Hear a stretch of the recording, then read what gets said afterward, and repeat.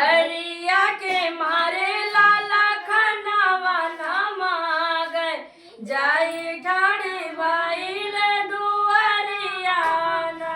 डरिया के मारे लाला खनावा न मांगे जाई ठाड़ी बाईल दुआरियाना। भीतर से निकलनी मैं भामा हाथरिया हाथवा में ढाईली कटरियाना। भीतर से निकले मैं भामा हाथरिया हाथवा में लियले कटरियाना। दाएं हाथे पकड़ी पापिन लाला के गर्दनावा बाएं हाथे धरी कटरियाना। दाएं हाथे पकड़ी पापिन लाला के गर्दनावा बाएं हाथे पकड़ी कटरियाना। दाएं हाथे पकड़ी पापी लाला के गर्दनावा बाएं हाथे काटी गर्दनावा ना। दाएं हाथे पकड़ी पापी लाला के गर्दनावा बाएं हाथे पकड़ी कटरियाना। आदि दैया पापी ने भोजन बनावे मुड़वा छुपाए भूसा भुलावाना। आदि दैया पापी भोजन बनावे मुड़वा छुपाए भूसा भुलावाना।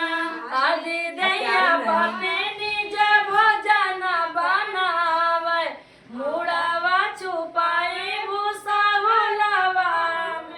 आदि दैया पापी ने भोजन बनावे मुड़वा छुपाए भूसा भुलावाना। कई के नौकरिया राजा घरा के लाउटले पूछे लागे लाला कई खबरियाना। आई के नौकरिया राजा घर के लवटले पूछे लगे लाला के खबरियाना।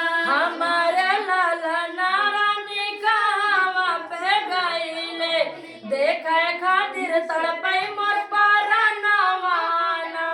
हमारा लाला नवा कहावा में गईले देखे खातिर तड़पै परनवाना। हमर लाला नारानी कहवा पे गईले देखे खातिर तड़पै मोर परनवाना। हमारा लाला नारानी कहावा के गईले देखे खातिर तड़पै परनवाना।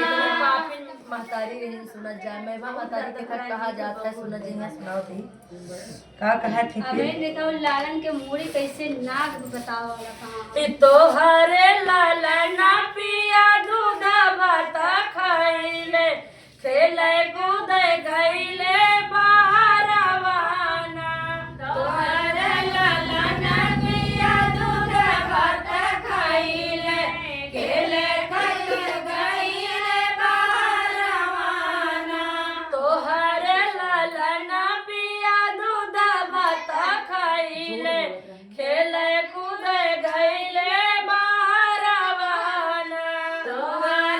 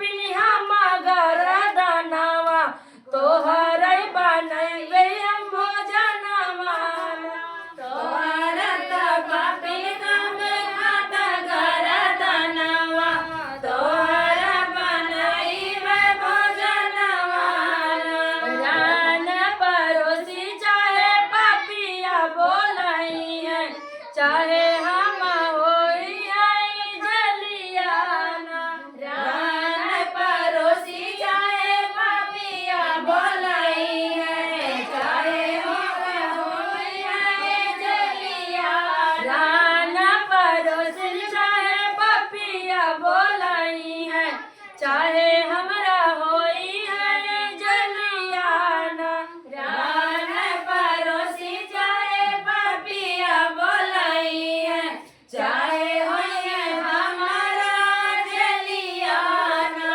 आखिरी समय पे दाना राजा के बोलावे राजा से मांगई बचनियाना आखिरी समय राजा के बोलावे राजा से मांगे बचनियाना हमारे मारे पे राजा दूसर जन ले आया ललना के होई दूर गतियाना हमारे मारे पे राजा दूसर नहीं लाया ललना के होए दूर गतियाना हमारे मारे पे राजा दूसर न ले आया लाले रानी मोरी बारी धनियाना हमारे मारे पे राजा दूसर नहीं लाया कहे रही मोरी बारी धनियाना